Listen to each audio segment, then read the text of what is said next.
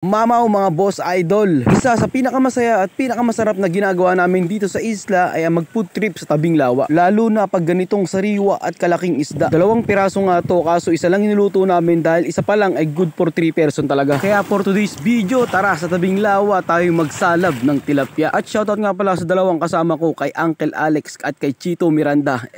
Chito Apolinario pala. Gumawa na nga ako ng papag para naman may mahigaan yung tilapia. O kita nyo naman, safe na safe yung isda. Marami nga palang nagtatanong doon sa isang video ko bakit daw sinisilaban yung tilapia. Sinalab po ang tawag dyan, hindi po inihaw. Ang sinalab po kasi ay sa apoy iniluluto. At yung inihaw po naman na iba po yun, doon po yun sa baga niluluto. Nakagisna na kasi namin dito sa Talim Island ang pagsasalab at ang ganitong paraan ng pagluluto. Kaya paano ba yan mga boss idol? Tara, kakain na.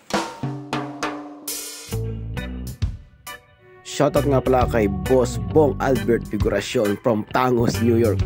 Shoutout din kay Antinero Werha. And shoutout din kay Boss Peng 2 All at sa Konduli Anglers ng Kaingin, Santa Rosa, Laguna.